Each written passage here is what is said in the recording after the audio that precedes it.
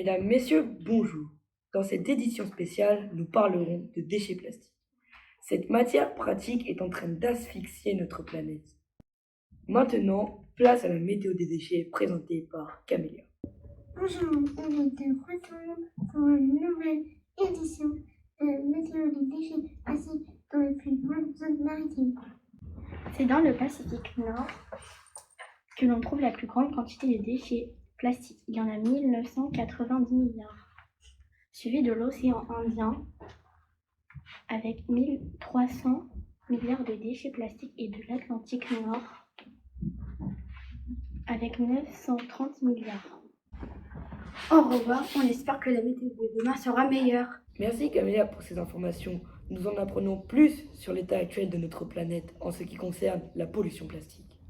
Maintenant, direction Le Havre, plus précisément Dolmar, une décharge qui se situe au nord de la ville et qui fait beaucoup parler d'elle. Nous sommes à la décharge de Dolmar du Havre. Sous les bourrasques de la tempête Eunice, la secrétaire d'État Bérengère Rabat est venue observer les dégâts. Il y a 350 000 m3 de déchets sur la plage du Havre à Dolmar. Chaque année, ils tombent de la falaise puis se dispersent en mer. Une partie des déchets, 300 tonnes, vont être ramassés sur les falaises de Dolmar. Ce chantier va nécessiter plusieurs millions d'euros. Dolmar sera donc libéré de ses déchets dans quelques années. Merci pour ce reportage inquiétant. Mais les Havrais sont-ils au courant de ce scandale?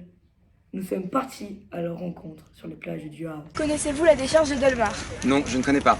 Pas vraiment. Deux noms simplement. En fait, c'est où on rejette tous les déchets, sauf qu'il y a eu une tempête et que du coup, tous les déchets sont partis dans la mer. D'accord. Qu'en pensez-vous?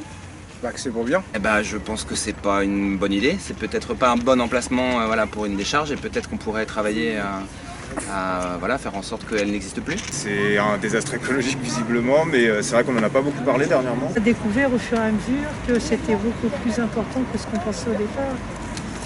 Et le problème, c'est que ça s'effondre dans la mer. Merci pour ce reportage. Grâce à cela, les Havrais sont au courant de ce fléau. Pour lutter contre les déchets plastiques, nos scientifiques ont trouvé des solutions. Bonjour, pour éviter la pollution plastique, nous pouvons faire du bioplastique. Pour ce faire, munissez-vous de glycérol, un peu d'eau, de la maïzena et du vinaigre blanc.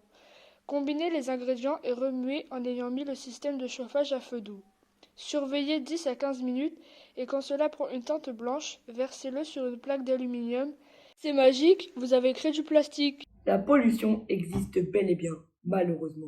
Mais des solutions ont été trouvées et mises en place. Comme vous l'avez vu, tout est encore possible. Merci, au revoir.